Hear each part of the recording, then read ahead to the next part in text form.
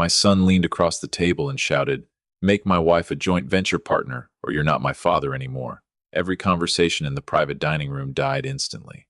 Silverware stopped clinking. Around the table, our investors and longtime business partners watched in stunned silence, unsure whether to look at me or look away. Henry stood there, red-faced from whiskey and swollen with confidence. The partnership agreement lay in front of me, pushed across the polished table like an ultimatum. Beside him sat Autumn Riley, graceful in a designer evening gown, hands folded neatly in her lap. She wore the quiet smile of someone convinced the trap had already snapped shut. She believed I was too old to fight back, too proud to risk public humiliation. Henry slapped the table hard enough to rattle the glasses. He called me outdated, said I was holding back the next generation. Funny thing was, he'd forgotten who built the company he was so eager to control.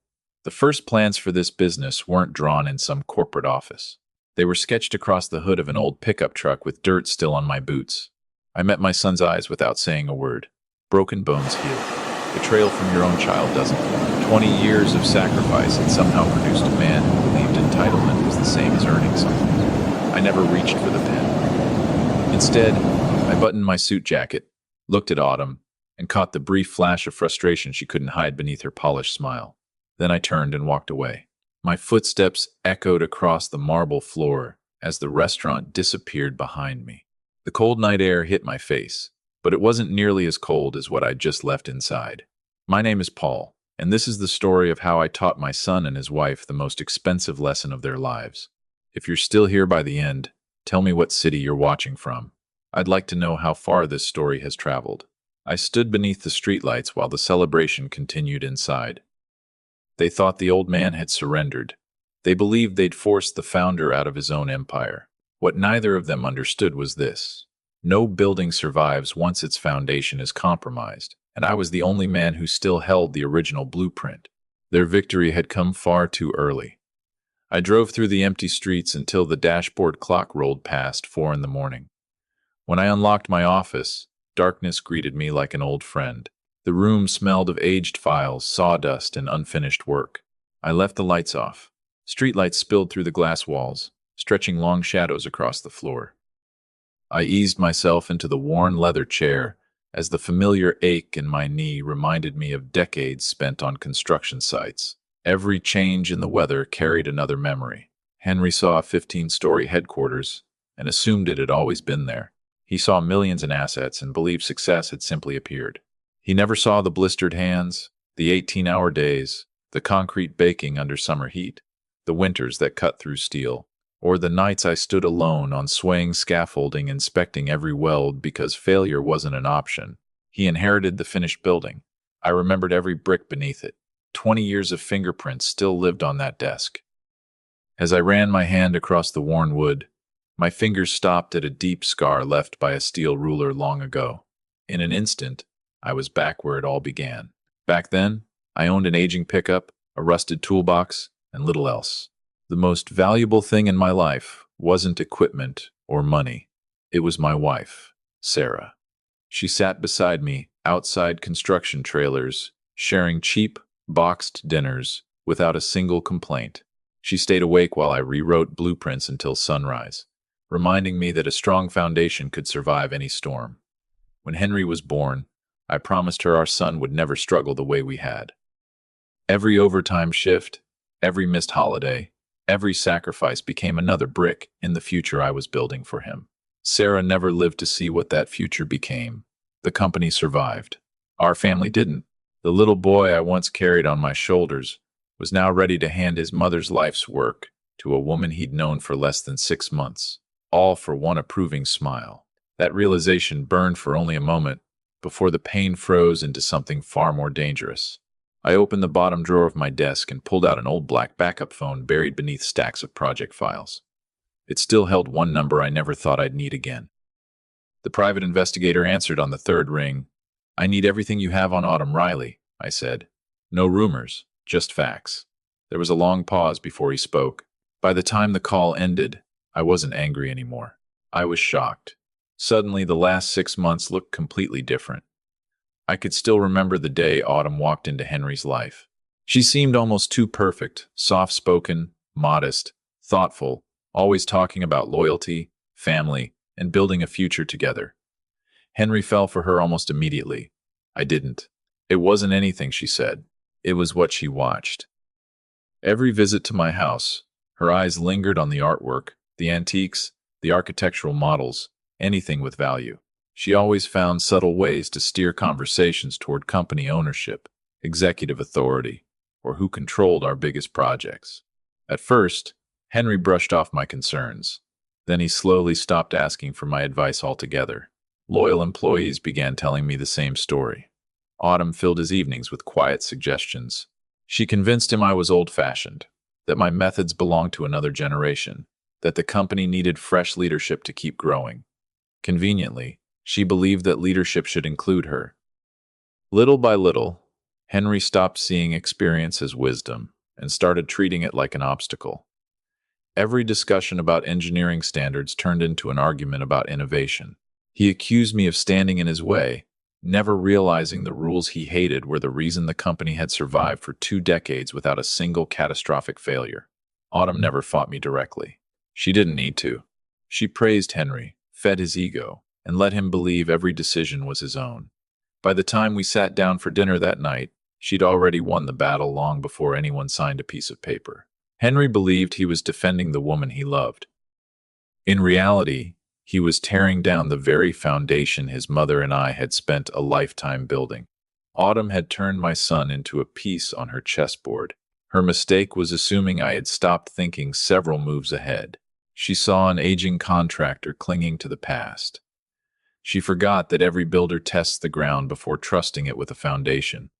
I walked to the window as the first light of dawn spread across the city. Time was running out. If I wanted to expose her, I needed proof no one could argue with. I called Margaret, the assistant who had stood beside me for nearly 15 years. "Find everything on Autumn Riley," I told her. "Leave nothing out." By noon, she was standing in my office with a tablet in her hands and an expression that told me this was worse than either of us expected. We opened the file together. Every swipe revealed another layer: financial records, court documents, photographs, private investigations, confidential reports. This wasn't the history of an ambitious young woman. It was the playbook of a professional predator. Autumn Riley was her real name, but almost everything else about her had been carefully manufactured. Before Henry, she'd married 3 construction contractors in 3 different states. Every one of those marriages ended the same way. The husbands lost their businesses, filed for bankruptcy under suspicious circumstances, and disappeared from the industry while she quietly walked away. The deeper I read, the uglier it became. She owed more than $300,000 to casinos and gambling lenders. Collection agencies were actively searching for her. She wasn't chasing love. She was chasing an escape route, and my son had become her newest investment. Henry believed he'd found the woman of his dreams. He had no idea he'd invited a parasite into our family. Autumn had studied us with remarkable patience. She figured out almost immediately that Henry was the quickest path to the company I'd spent 20 years building. Beauty opened the door. Flattery kept it open. Greed was always the destination. Margaret finally broke the silence. "Do we show Henry?" she asked. I closed the file and slowly shook my head. I knew my son too well. Right now, every warning from me would only convince him I was trying to destroy his marriage. Pride would do the rest. He wouldn't question Autumn. He'd fight even harder to protect her. Facts alone wouldn't save him.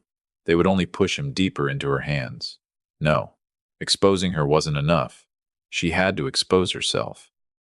Henry needed to watch the mask fall with his own eyes. That's when the real plan came to me. I wouldn't fight for the CEO's chair. I'd hand it to him. Let Autumn believe she'd won exactly what she came for. People make their biggest mistakes after they think the battle is over. I grabbed my coat and left the office. There were 2 people I trusted without hesitation. They had poured concrete beside me when my company was still operating out of a cramped rental office with peeling paint and borrowed equipment. I found them waiting at our usual table in a small coffee shop behind the construction supply warehouse, a place Henry wouldn't have been caught dead walking into. Jake and Maria stood the moment I arrived. The anger on their faces told me word of last night's humiliation had already spread. I waved them back into their seats without saying a word. Then I slid two freshly prepared incorporation papers across the table. At the top, in bold letters, was the name of a company that didn't officially exist yet, Davis Construction Solutions. I looked Jake and Maria in the eye. I need every preferred supply agreement moved to a new company, I said. And I want the deferred payment terms you've been giving Henry's business to end immediately. Jake didn't hesitate. He slapped the table and shook his head. I do business with Paul Davis, not a company logo. Maria leaned forward and nodded. Without your signature behind the project, I won't send Henry a single brick. I couldn't help smiling. They understood what Henry never had. Trust isn't listed on a balance sheet, and loyalty can't be transferred with ownership papers. My reputation had taken decades to build, and it belonged to me, not to the name mounted above the front entrance. Over the next 2 days, I quietly called every major developer who had trusted me with their biggest projects. I didn't attack Henry's character or mention Autumn. I simply informed them that I would no longer be serving as chief engineer or personally guaranteeing future work under the company's new leadership. That was all they needed to hear. They knew Henry had talent, but talent wasn't the same as experience. When millions of dollars rested on concrete and steel, they trusted the man who had spent 20 years delivering buildings that never failed inspection. By the time I finished those calls, the real foundation of the business had already shifted. Henry would inherit the offices, the furniture, the title, and the logo. I was keeping the relationships, the credibility, and the confidence that actually generated revenue. The shell would still look impressive. The strength holding it together would be gone. Right then, my phone buzzed. The courthouse clerk informed me the authority transfer had been finalized and the signing meeting was scheduled. I thanked her, hung up, and laid my best suit across the bed. They believed they were about to celebrate a victory. I was about to hand them exactly what they demanded. Sometimes, the easiest way to destroy a trap is to step into it on purpose. The conference room was bright, with morning sunlight when I arrived. Henry was already sitting in the CEO's chair, wearing the satisfied grin of a man who thought he'd already won. Autumn sat beside him in an expensive business suit, unable to hide the excitement in her eyes every time she glanced at the seat that would soon belong to her as well. I placed my leather briefcase on the table and sat across from them. No one offered a greeting. The room felt less like a family meeting and more like a corporate execution. Henry's attorney slid the transfer documents toward me. Once signed, they would remove me from executive control and officially transfer half the ownership to Autumn, exactly as Henry had demanded. I uncapped the pen and signed without hesitation. Out of the corner of my eye, I saw Autumn relax. She thought the hardest part was over. Before handing the papers back, I quietly flipped to the final page and tapped a clause printed in small type. "One more signature is required," I said. "Any new equity partner must personally guarantee all outstanding corporate loans and financial obligations." The room fell silent. Henry answered before Autumn could. "That's completely fair," he said confidently. "She's family now. I trust her completely." For the first time since I'd met her, Autumn hesitated. The smile faded for just a heartbeat as her eyes locked onto the paragraph. She understood exactly what it meant. If she signed, the company's debts would become hers. If she refused, the mask she'd spent months building could crack right there in front of everyone. Greed had brought her this far. Now, it was about to make the decision for her. Autumn barely looked at the clause. In her mind, the company was a cash machine, and whatever debt came with it was nothing compared to the fortune she expected to inherit. She smiled, signed her name without asking a single question, and slid the papers back across the table. I stood, buttoned my jacket, and looked at the two of them.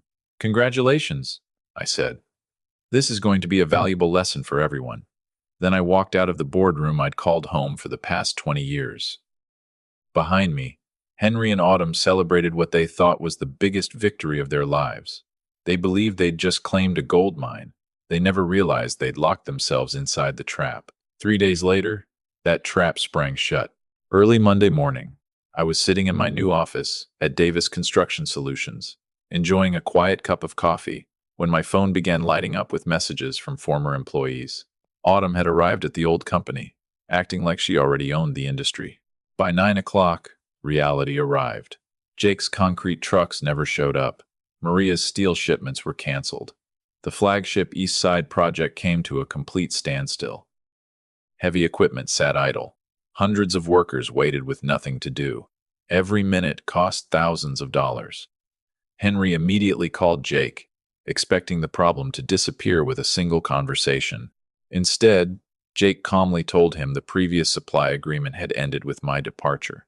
Without Paul Davis personally guaranteeing the work, there would be no deferred payments, no priority deliveries, and no special pricing. Henry wasn't a trusted partner yet. He was simply another customer. Before he could recover from that call, another wave hit. Major developers and investors began issuing formal notices, demanding construction be suspended until the company could prove it still had the technical leadership and financial stability they'd originally signed up for.